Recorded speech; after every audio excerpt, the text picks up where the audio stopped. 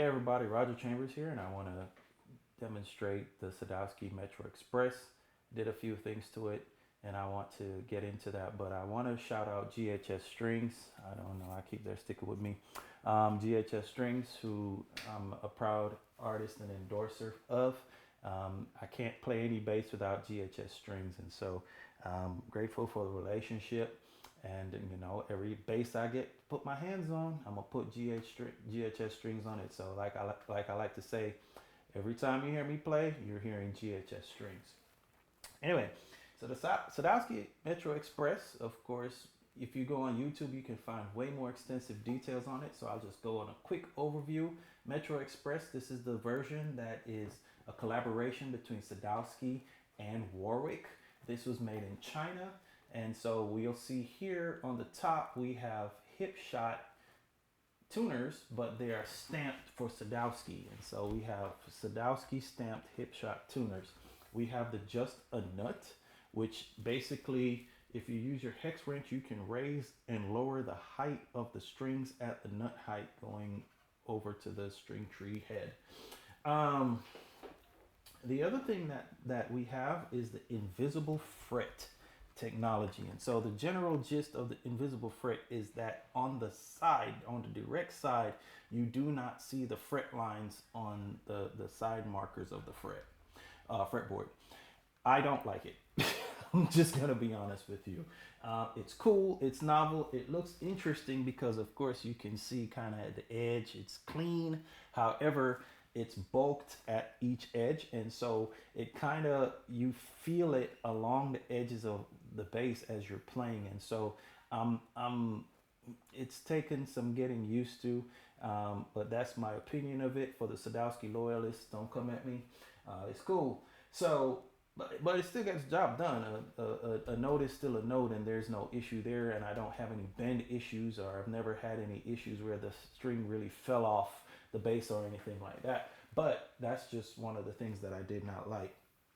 The other thing that I struggled with were the strap pins, and each one of them on the Metro Express that come, the slots for the straps are really small. And so you're kind of encouraged to use strap locks. And so I actually bought some Schaller or Scholar, I don't know how they're pronounced, but Schaller strap locks. And so I actually changed out the pins. And so these are the original Sadowsky pins. You see how like thin the groove is. I'm sorry, try to get to the camera. So and I use Levy straps. So it has big eyes. It has thickness between in the eye, and so that's a little bit of a challenge. And so you'll even see as I do this video that the strap will fall off. And so when I'm playing out in my gig bag, I have the strap with the locks on it, and that's what I use. These do not fit these locks, so you will probably have to go on Amazon and buy a set. I recommend them. I was walking around the house, and the back slipped off, and had I not been holding the bass firmly, it would have hit the ground. Anyway, that's basically all I don't like about the bass. Everything else is pretty solid. Your truss rod, it's the barrel, and so you don't have to go finding amazingly specific hex wrenches to set your neck. See, the strap's already gone. Sadowsky is known for their pickups being identical sizes. So most jazz pickups, the bridge is a little bit longer than the neck. Don't do that if you're going to buy a Sadowsky. Buy two neck pickups if you're going to change the pickups. But if you have a Metro Express, I promise you, you don't need to change them. They're really good. This is also the Will Lee edition of that Sadowsky Metro Express. So it's 22 frets instead of 21, and it's 19 millimeter string spacing instead of 18. So it feels really good in my hands because I have long fingers, and I let go of 18 millimeter bass because I can play it, but I'm not comfortable on it, right? So anyway, Sadowsky, you're playing a Sadowsky when you look at the bridge barrels, and I don't know how well you're going to be able to see, but that half saddle that's a Sadowsky signature. And so you know you're playing a Sadowsky when you have that big bridge plate. Um, Resonates the sound really well, and it is a quick release. So if I loosen the string, I have the oh my god. If I loosen the strings, I have the hole in the back, and with the hole in the back, I can get to the string in no time. So as I get myself back together, and I ain't editing this, y'all. So this is straight raw, not a content creator or anything like that. So I don't have editing tools and Camtasia and all that stuff, right? Glossy black, standard pick guard. And so the original pickups for the bass, not pickups, but original preamp for the bass was your standard bass, treble, blend, and volume. So I decided that I wanted to go ahead and change the preamp out, and so I chose to opt for the WJA3B by Wayne Jones Audio. I ordered it from Fat Bass Tone in Utah. They're great, really good if you want to mod your bass. They have everything. So look them up and trick out your bass to your heart's content. One of the things that's a Warwick standard is this access to your back panel that requires no screwdrivers, just fingernails. Um, and so you see this talks about designed and developed by Warwick, Germany. But of course, at the back, you'll see built in China. It's a 9 volt. The base is actually built to be 9 volt. I'd have to do mods if I wanted to go 18. Didn't feel like it. Very clean cavity. So even the bass, the original preamp was very organized. You can depend on Warwick to have you a clean bass cavity, well shielded. This is probably the quietest bass that I've ever owned, right? So talking about the preamp, Wayne Jones has a mid-range switch selector. I will not demonstrate that. You have a preamp volume and all that. So this bass, man, out the box, it's decent. You get a little bit more fire when you upgrade the preamp. So a lot of Sadowsky loyalists will they will install the VTC, the Vintage Tone Control, which is Sadowsky's premier preamp, and that one serves the Metro line, the original Metro lines, and the NYCs. So you know, you have that option as well, but I wanted to do something different because I always like doing something different. So you know, I haven't really seen anybody with the Wayne Jones. So the Wayne Jones is interesting. Of course, you know, I got to shout out GHS again. But anyway, volume, blend, treble, mid, bass, 40 hertz, 80 hertz, 60 hertz, 1 kilohertz, 6 kilohertz, 10 kilohertz, active, passive. And so for me, I'll just say this, and while I'm just being real and I'm being honest, one of the things about me is that I actually like simplicity, believe it or not. I cannot, if I have too much control, I'm gonna be kind of confused, and I'm gonna always be checking my tone. I'm gonna be trying to figure out, is this the best sound that I can have in this application? And so there are some basses that are a little bit more cut and dry. These are your frequencies. You roll with it. You just do whatever you need to do. But hey, you know what? I'm up for a challenge. I'm up to try, and so I like this Wayne Jones preamp, and I actually recommend it. And for the tone freaks, this will do a whole lot more than than you could really imagine. So in passive mode, we have volume blend, the treble and bass go dead, and the mid and the bass go dead, and this treble now becomes your tone control. And so you can use this for your tone control. So I'm gonna just go ahead and play passive, give you a little bit of sound sample of what we can do passive. Remember, I'm not playing to show you if I can play or not. I'm just here to demonstrate the sound of the bass. So I'm muting my mic so that you can hear the bass a little bit more clearly than the room noise.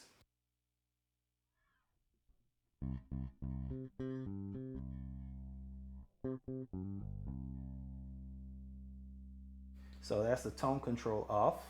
Tone control is coming up.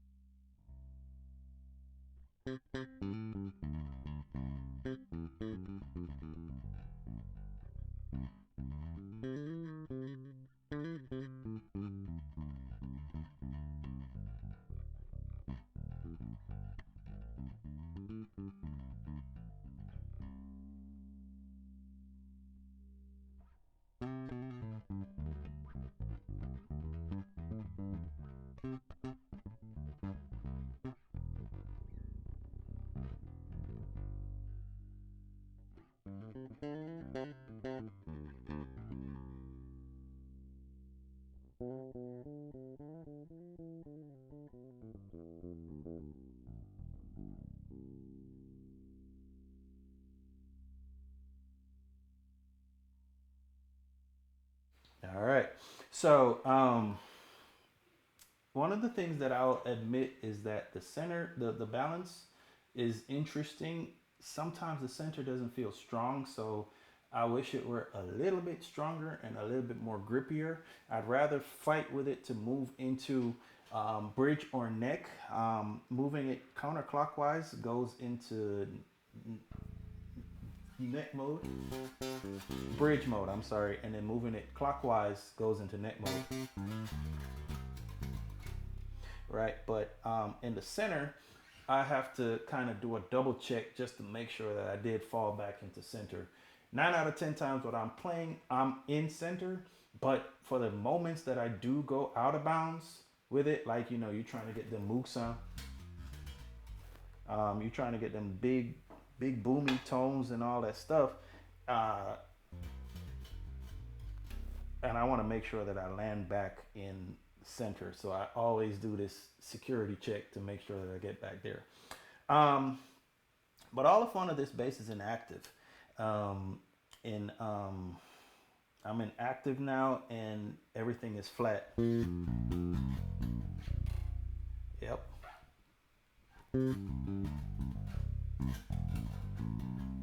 Again, let me mute the mic.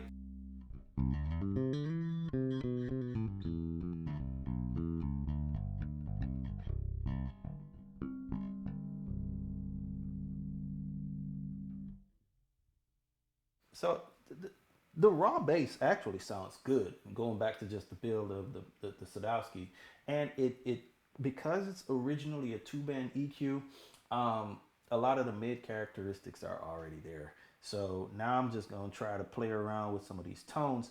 Let me actually do some isolated frequency tests to show you a little bit of what the range is. So this is the treble, and I'm gonna do the treble. I'm gonna start with the treble at the 6, and then when I make the change, it's gonna be the 10. So check it out.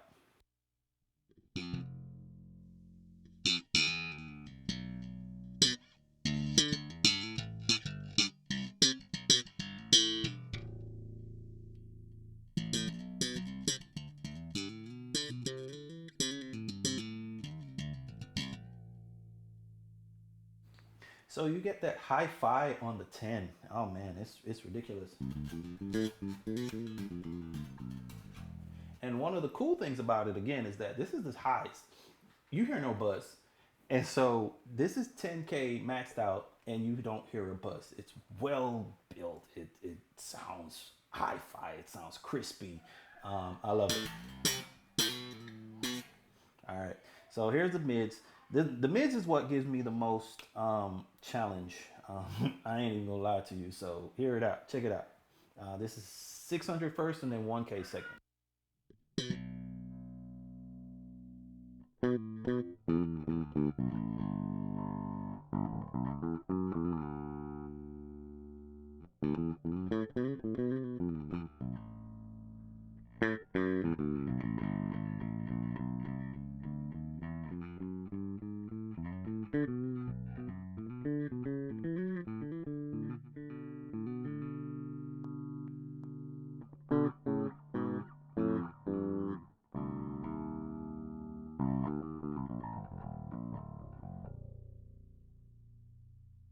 Yeah, so this one requires me to play around with it a lot, and I realize that I don't have to be as aggressive with the mid-range if I want to get big tone. So anyway, check out the bass, and again, I'm trying to do this full out, and then you'll hear the 40, and then you hear the 80. I hate the 80, but I love the 40. Check it out.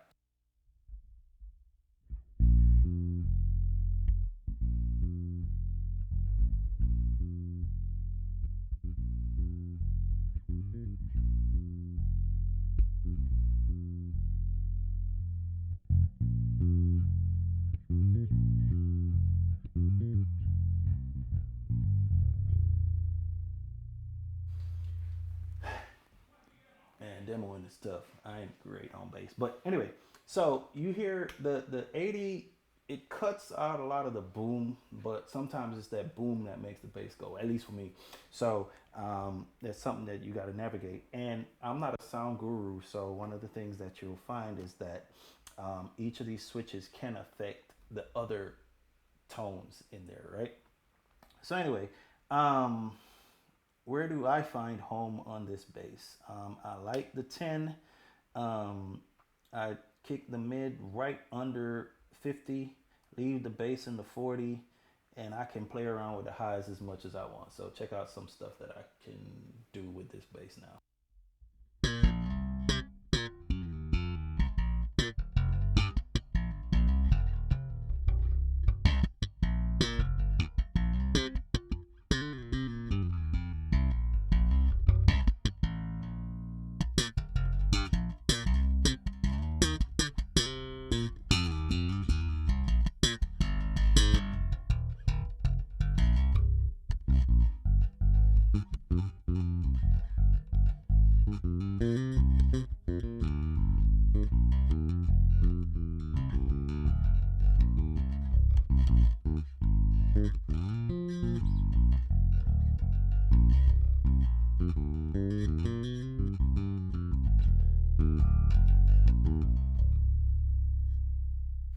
Yeah, so that's kind of where I sit. Sometimes I can kick the mid up and get it a little bit more edgy.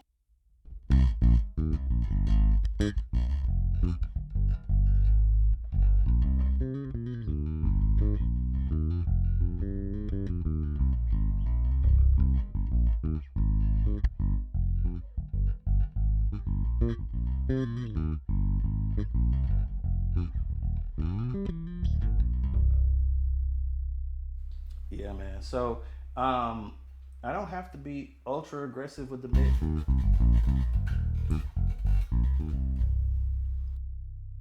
And of course, I can get into the P bass tones and the jazz bass tones. But for brevity, I'm gonna keep it short. Um, Once again, once I got the bass, I had to go and put my GHS strings on it and play. Um, I enjoy this bass. It's taken a while to grow on me, of course. I told you about the invisible fret. I told you about the big sound palette that this produces. But when my sound man came to me and said, "Man, what bass is this?" It sounded ultra controlled. And then I started listening to playback, and I'm like, "Oh my God, man." While I'm sitting out here trying to dial in the sound and get where I think that I'm comfortable and all that, it kind of, listening to playback, I was like, man, this bass is pretty all right. It's doing things, and so it becomes a good road bass. It becomes a good bass that you can really like. Once you do that preamp modification, if you're a player, you're not going to be satisfied with the basic preamp, but if you just gut this and put the preamp that you want in it, I think this bass can deliver if you can get over the invisible fret technology and all of that good stuff. But anyway, yeah, I'm not a content creator, so guess what? You're going to catch all the flaws and all that stuff, no captions, no nothing like that. It's just me talking about this bass. So once again, shout out to GHS, shout out to Fat Bass Tone for the preamp, and they did not give it to me. I bought it. And I buy my GHS strings, but I am also endorsed with them. So I love that. And look, just go play bass, go have fun. Catch y'all later.